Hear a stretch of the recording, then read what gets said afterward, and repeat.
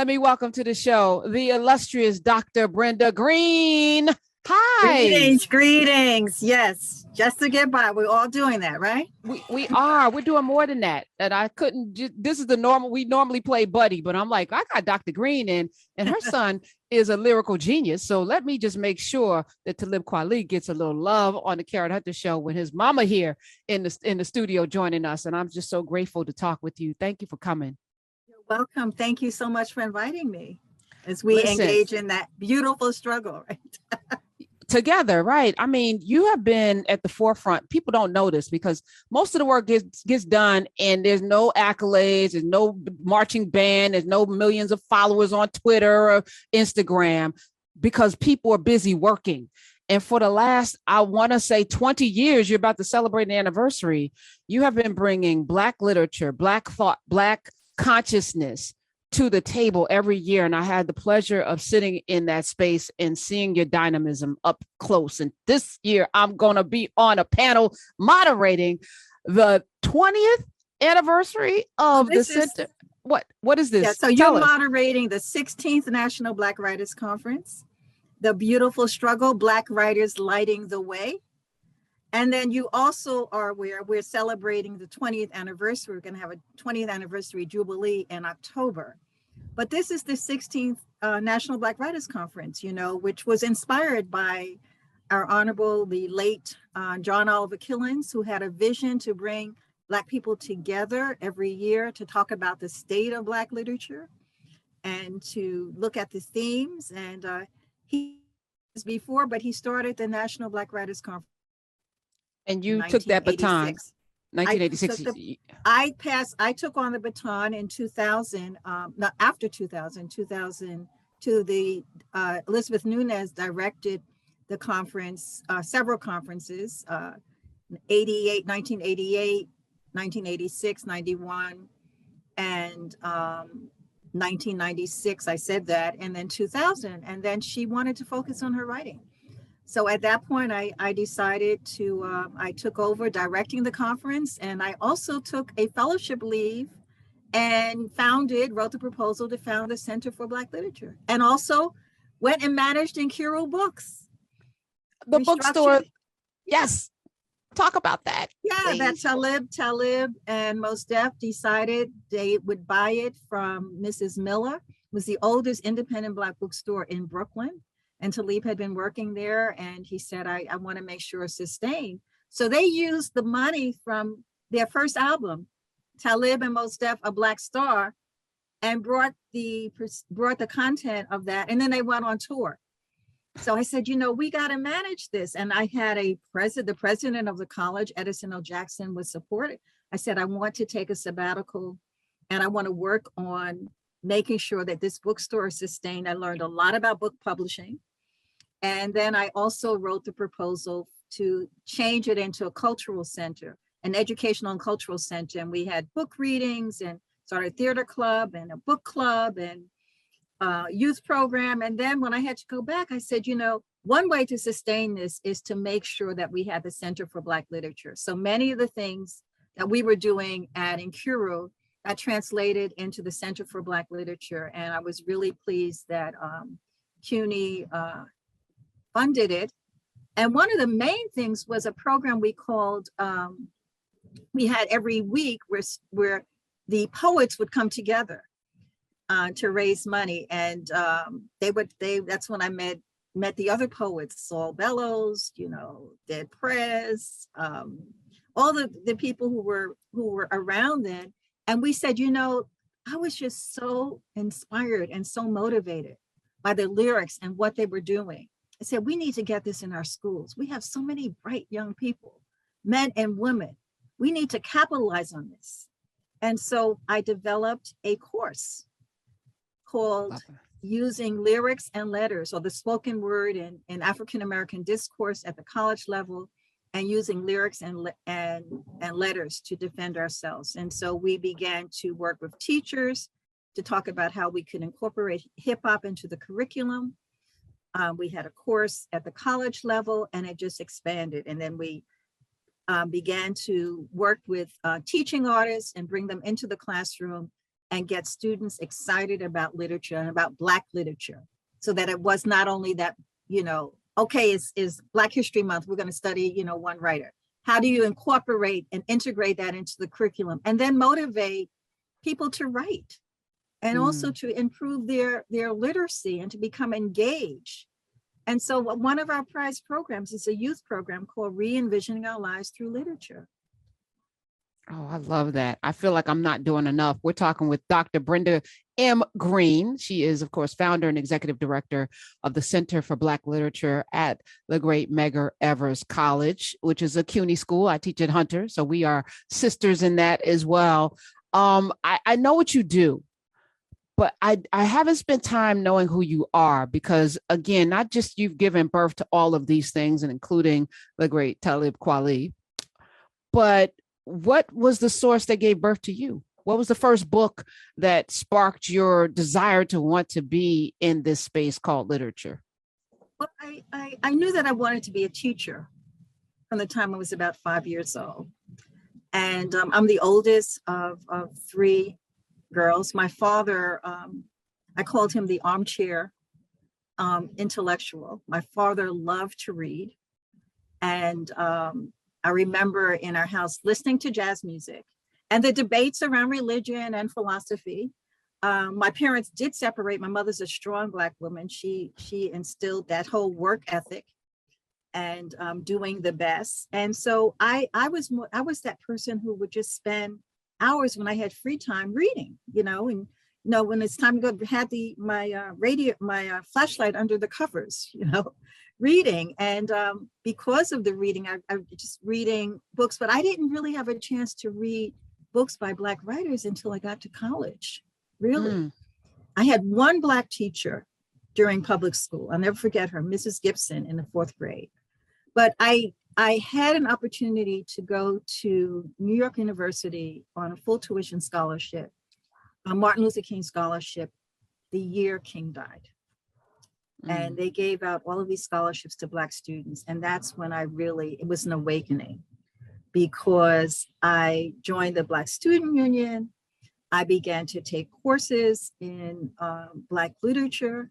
The first course in African-American literature was actually taught by a white male professor from Harvard, but that's the way it was back then. And I became more involved in the cultural arts movement.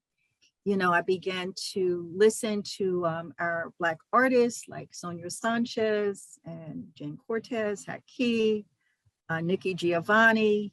I became excited about literature. I created a course called Black Creation when I did my student teaching. And I want to just give tribute, acknowledge Fred Beaufort, who we lost last year. Fred Beaufort was the editor, the first editor of Black Creation, which was created at NYU in 1970. And we just lost him. He's a journalist. He's also the founding editor of the Killens Review of Arts and Letters, which we have at the Center for Black Literature. And so I was surrounded by writers and artists, and I was pursuing a degree in teaching English.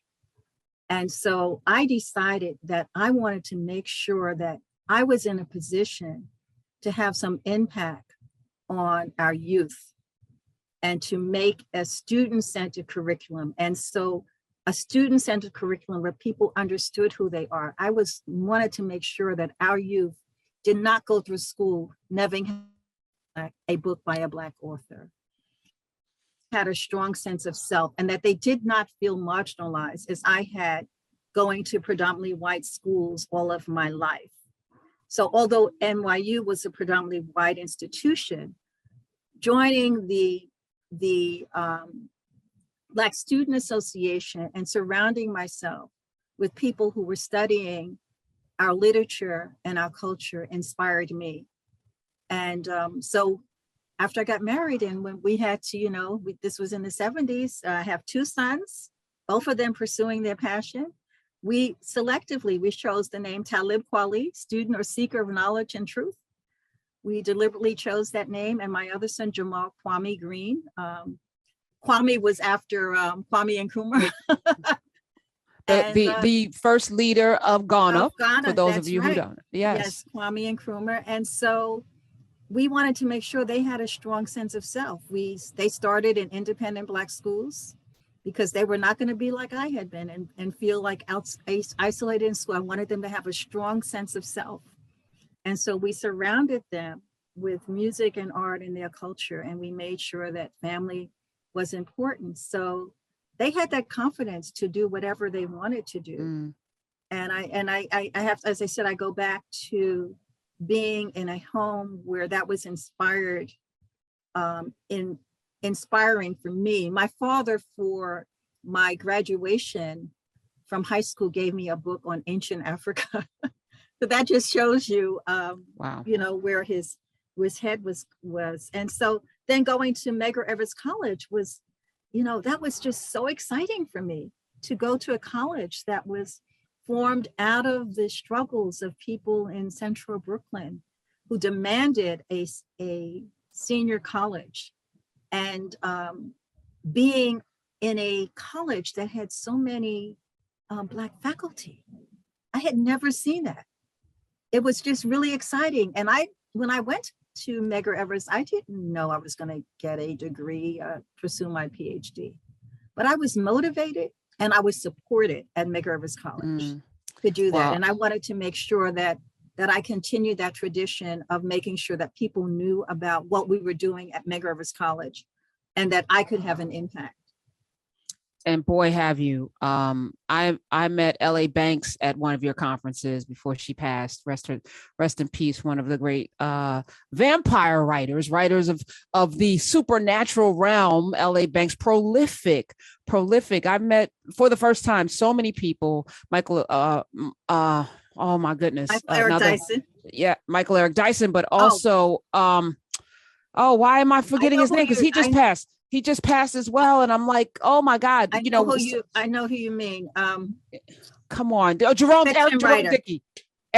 Dickey, Elin Harris. Harris, that's yeah. And you know, you were the introduction, because I too went to predominantly white schools, but also had a father giving me the ISIS papers and all kind of manner of Black literature. Assata Shakur, that book was in my house, Assata, growing up. And you know, you have this, what do they call it, double consciousness that W.B. Du Bois says. That's right. We were embodying that, right? Yes, right. Yes. Let me ask you this, and shout out Loree Daniel Favors, who has a show on 126. Loree Daniel Favors is also at Medgar Evers. She's director of the Center for Law and Social Justice there. So you guys are doing some amazing work in Brooklyn, not just in Brooklyn, in the country, because it spans out. The pandemic put a pause on that for you. Coming back this year, which you're kicking off March 30th. You're kicking off this weekend. And then I'm going to be on a panel on April 2nd with Ibram Kendi and Lady Hubbard and Kevin Powell and Maurice Ruffin. We're going to have an amazing conversation. And the title is Nobody Knows My Name. Shout out to James Baldwin. What did you envision for this year, and why was it so important to make sure you came back? Well, you know, we actually, when the pandemic came, we rescheduled. We were scheduled to have the 15th National Black Writers Conference. And so we rescheduled and held it in November instead of March. And then we held a virtual conference last year where we celebrated Paul Marshall and John A. Williams. And so we really wanted to do this in person, but COVID, you know, we just could not count on the fact that we could do it. But the whole idea of the beautiful struggle was, you know, after coming out of this pandemic, looking at the rise in white supremacy and the continuation of systemic racism and what's happening in voting. I mean, we still have, there's still so much to do. We're still surrounded by a racial and public pandemic. And so how do we survive this? Because one of the things the pandemic forced us to do was to pause, was to slow down, and to look at how we sustain ourselves spiritually and emotionally, how we remain involved politically. And part of how we do that is by looking at what our writers are doing. Our writers and our scholars, they are bearing witness You know, our writers, our hip hop artists, they're the original griots. And so they are laying out a path for how we overcome and how we sustain ourselves. And I said, this is the time when we need to look at how we continue to move forward despite all of these obstacles, because nothing is gained, as we know, without struggle, as Frederick Douglass reminded us. And if we think that it's hard now, think about what our ancestors went through. Think about the legacies that we can build upon. Think about what we survived, through the Middle Passage, through Reconstruction. I was thinking about how when Trump was elected, we were in the midst of reading in my African American literature course, Charles Chestnut's book, The Marrow of Tradition, which focuses on what happened, the Wilmington Riots, right? And I said, they said, this is surreal. This is, after Reconstruction, you had this white backlash and you had people rioting and running people out of town. And look at what happened. Look at how people reacted to having a Black man as president, the backlash. So we were experiencing it again, and we are still experiencing it. Looking at even what's going on as we, have in the process of having our first female, our first Black, no, female Supreme Court justice. Look at what they're doing to her. So, this is very real. It's not going away. And we have to continue to work against those forces of racism, those forces that continue to push back and to try and suppress our voices. And so the conference is a way to bring people together. It's a conference, but it's a gathering. Yes. So that you are, as the moderator for this panel, you're going to have people talking about these issues, but also talking about what we can do. Yes. What can we do? The writers are a way for starting that conversation. Always have been. I mean, you brought up Charles Chestnut, but throughout, we're doing with Greg Carr a dissection of different books. So we started with, the Miseducation of the Negro, and then we did Souls of Black Folk, and now we're on to where do we go from here, Community and Chaos. And for many of us, we have not chapter and verse pulled apart, and Dr. Carr calls it sitting with our ancestors, to sit in community with them to see how it applies today. These words are so powerful. And I was just looking at the bestsellers list, and I want to know how you feel about it. We're, of course, joined by Dr. Brenda Greene, the great Dr. Brenda Greene, and we're talking about this conference that is coming up, the 16th annual, and I apologize for getting that wrong. I just know you've been doing this work for a very, very long time, and it's important. But we're in the era where books are being banned, and at the same time, Dr. Greene, there's more success. There are more people getting book deals than ever before. I know, because I've been in this. You've been in it.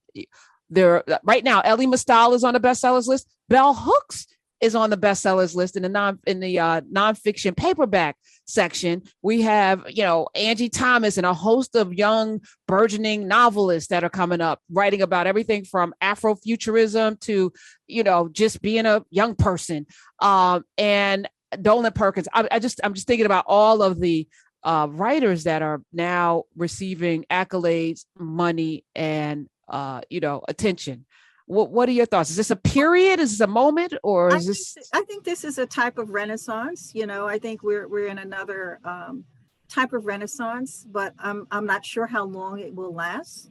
Black is really in now, and so we have to make sure that I think we have responsibility to help sustain that, and we do that through conferences such as ours, and buying the books. But we also have to be very conscious that we're going to continue to have this backlash, and so we have to be, I guess, kind of always strategic about how we ensure it's sustained.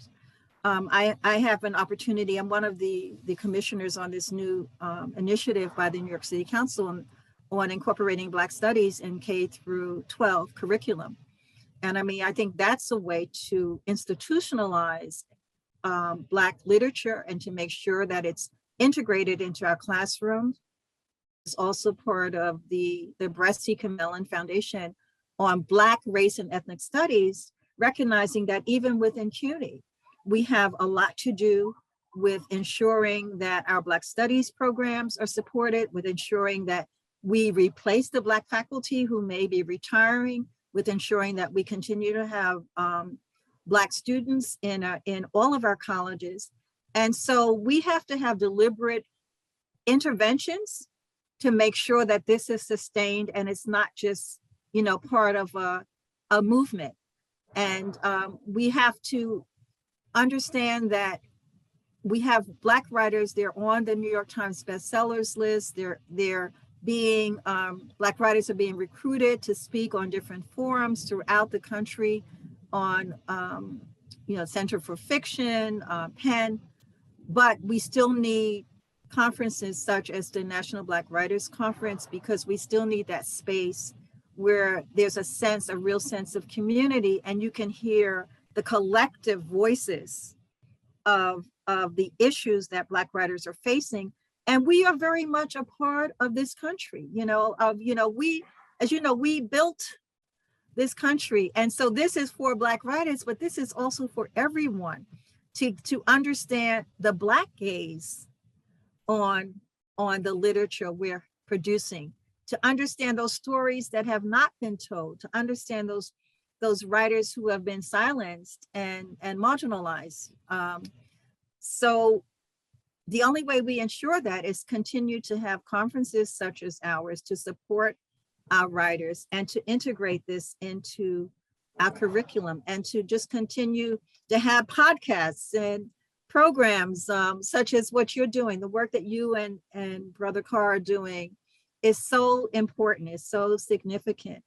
We have to educate all the time, and we have to, as our sister Sonia Sanchez would tell us, resist, resist, resist. Yes. We also borrowed from her because that's an Africana framework that Dr. Carr created.